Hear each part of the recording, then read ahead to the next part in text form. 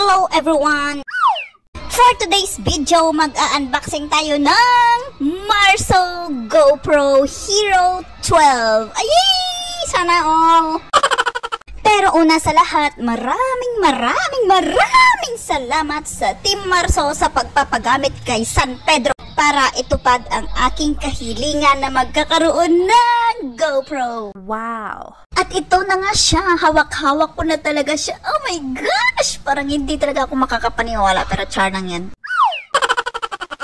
Pasensya na po kayo kung medyo may sa pagka-OA ako dito, no? Mukha pa lang, animal na talaga, no? Ngayon na kasi talaga ako nakatanggap ng regalo sa buong buhay ko, doy. Surprise po talaga nila ito.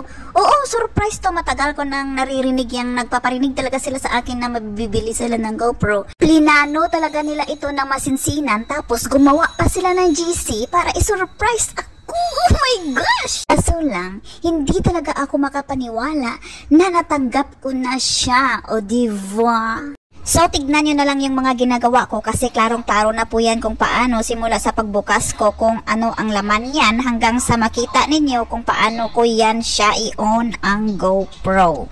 Matagal ko na po yung nabili kaso ngayon ko lang siya nagawa ng video kasi ngayon lang ako may time. Alam nyo naman, busy-busy talaga ang manding nyo, no? Pero ang totoo niyan, parang hindi ko talaga alam kung ano ang sasabihin ko habang ginagawa ko po itong video na to or habang nagvo-voice over ako ngayon kasi parang hindi talaga ako makapaniwala ba. Malamang sa inyo, napakasimpleng bagay lang po ito pero para sa akin, sobrang napakalaking blessing na po itong natanggap ko. Imagine niyo, hindi ko naman kilala personal ang nag-sponsor nito. Sa social media lang kami nakakilala.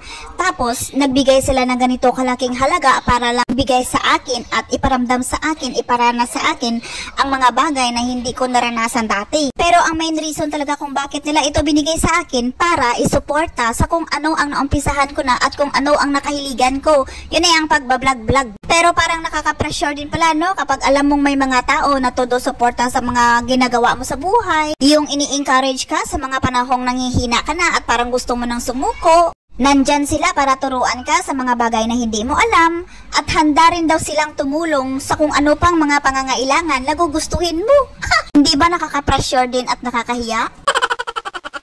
Pero ganun pa man, wala na po akong magawa dyan. Nandito na po ito sa mga kamay ko. Ang hihilingin ko lang talaga sa San Pedro o sa sino mang mga makapangyarihang ermitanyo na gumagabay sa mga taong sumusuporta nito sa akin at sa mga taong nagbigay nito sa akin ay ang mabigyan pa silang lalo ng siksik, liglig at umaapaw na biyaya na sobra pa sa binigay nila sa akin para marami pa silang matutulungang iba. Abay, syempre, hindi din ako papahulian, no? Hihiling din ako kay San Pedro, nagagabayan niya rin ako.